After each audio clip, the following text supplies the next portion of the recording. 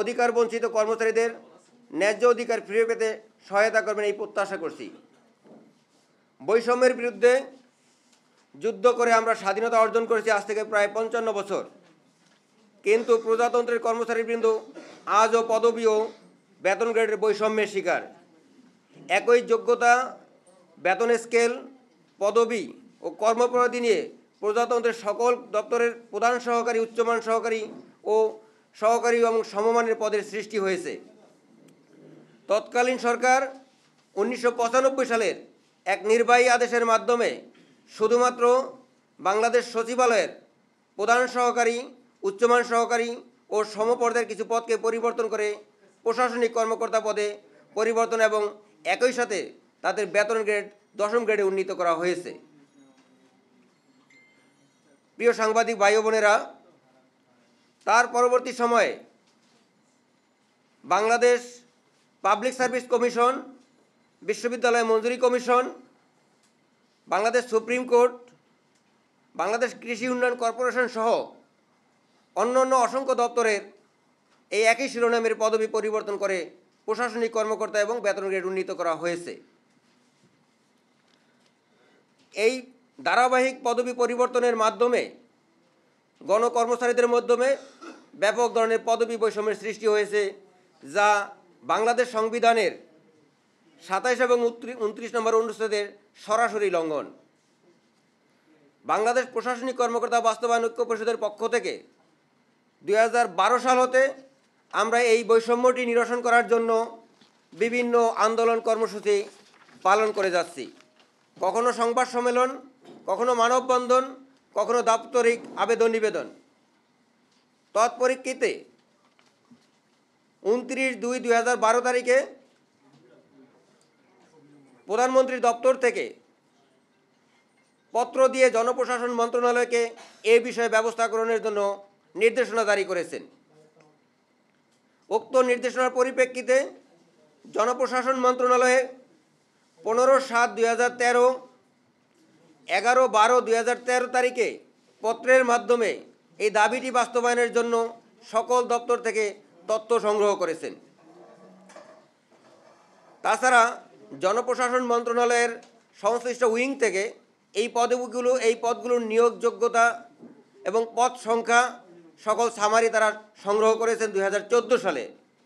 কিন্তু তারপরেও এই দাবিটি বাস্তবায়নের জন্য আমরা সুস্পষ্ট কোনো কর্মকাণ্ড আমরা দেখতে পাইনি।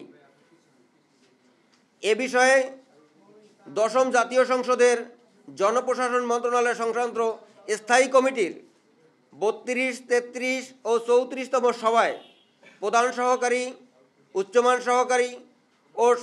সহকারী ও সমমানের পদগুলোকে প্রশাসনিক কর্মকর্তা এবং বেতন গ্রেড 10মে উন্নীত করার জন্য সরাসরি সুপারিশ প্রদান করেছেন। তাছাড়া 7/6/2018 তারিখে জনপ্রশাসন মন্ত্রণালয়ের স্থায়ী কমিটির সম্মানিত সভাপতি জনপ্রশাসন মন্ত্রণালয়ের সচিবকে চিঠি লিখেও তাদের সুপারিশ বাস্তবায়নের জন্য অনুরোধ করেছেন। এত কিছুর পরেও আমরা দেখলাম যে জনপ্রশাসন মন্ত্রণালয় এ বিষয়ে কোনো পদক্ষেপ গ্রহণ করছেন না। পুনরায় বাংলাদেশ প্রশাসনিক কর্মকর্তা বাস্তবায়ন ঐক্য পরিষদের পক্ষ থেকে জনপ্রশাসন মন্ত্রণালয়ের সিনিয়র সচিব বরাবর আবেদন করা হলো যে এই দাবিটি বাস্তবায়ন করার জন্য, অর্থাৎ বৈষম্যটি নিরসনের জন্য।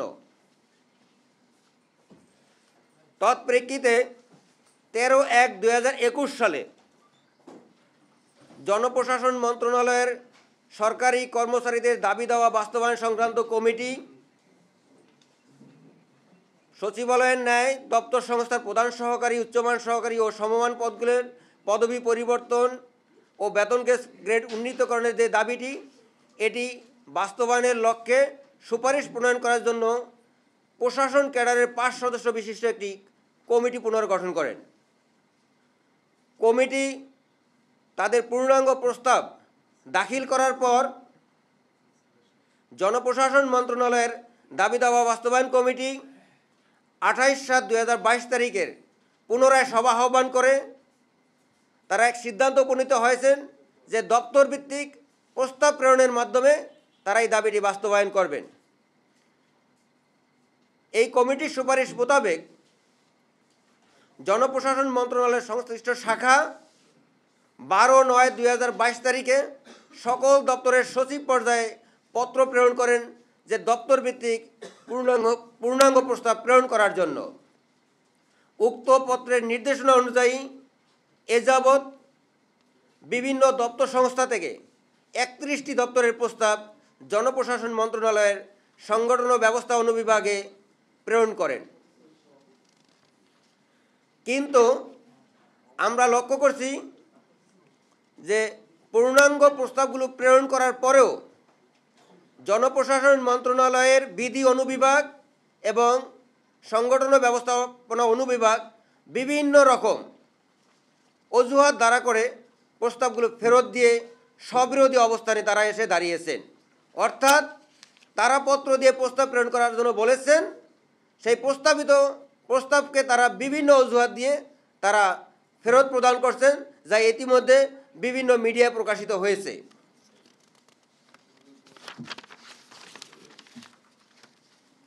প্রিয় সাংবাদিক ভাই ও বোনেরা, স্বাধীনতার পরবর্তী সময়ে বাংলাদেশ সরকার বিভিন্ন দপ্তর সংস্থার সমপদ, নিম্ন গ্রেডের অসংখ্য পদ, বিশেষ করে ব্লক সুপারভাইজার, ডিপ্লোমা প্রকৌশলী, নার্স, অডিটর, খাদ্য পরিদর্শক, প্রাথমিক শিক্ষক সহ অনেক পদের বেতন গ্রেড এবং শিরোনাম পরিবর্তন করেছেন। অথচ অধিদপ্তর, দপ্তর ও সংস্থার দ্বিতীয় শ্রেণীর স্নাতক ডিগ্রিধারী একটি পদ, যেই পদের পদবি আজ অবধি পরিবর্তন না করে প্রজাতন্ত্রের কর্মচারীদের ভিতরে একটি বৈষম্য সৃষ্টি করে রেখেছেন। গত 29 বছর যাবৎ এই বৈষম্যটি বিরাজমান। বৈষম্যের বিরুদ্ধে আন্দোলন করে জুলাই বিপ্লবের উদ্ভব হয়েছে। বৈষম্যের বিরুদ্ধে আন্দোলন করতে নেমে শত শত ছাত্র জনতা জীবন দিয়েছেন। হাজার হাজার ছাত্র জনতা পঙ্গু হয়ে অসহায় জীবন ধারণ করছেন। বৈষম্য নিরসনের অঙ্গীকার নিয়ে বর্তমান সরকার দেশ পরিচালনা করছেন। কিন্তু অত্যন্ত পরিতাপের বিষয়, প্রজাতন্ত্রের কর্মচারী হয়েও আমাদের বৈষম্য নিরসনের কোনো পদক্ষেপ আমরা এ যাবৎ দেখছি না। উদ্ভূত পরিস্থিতিতে আমরা কর্মসূচি দিতে বাধ্য হচ্ছি। আমরা 5ই আগস্টের পর গঠিত সরকারের কাছে বিভিন্নভাবে লিখিত আবেদন, নিবেদন, রেকর্ডপত্র সরবরাহ করেছি যে এই বৈষম্যটি নিরসন করার জন্য, কিন্তু আমরা এ যাবৎ কোনো অগ্রগতি দেখতে পাচ্ছি না। এক্ষেত্রে আমরা কর্মসূচি দিতে বাধ্য হচ্ছি। বাংলাদেশ প্রশাসনিক কর্মকর্তা বাস্তবায়ন ঐক্য পরিষদ এবং বিভিন্ন দপ্তর সংস্থার নেতৃবৃন্দের সাথে আলোচনা করে আমরা যে কর্মসূচি নির্ধারণ করেছি, সে কর্মসূচি হলো আগামী 6ই ফেব্রুয়ারি 2025 তারিখের ভিতরে এই বৈষম্যটি নিরসন করার জন্য মাননীয় প্রধান উপদেষ্টা উদ্যোগ গ্রহণ করবেন। উক্ত সময়ের মধ্যে পদ, পদবি ও বৈষম্য নিরসন করা না হলে আগামী 8ই ফেব্রুয়ারি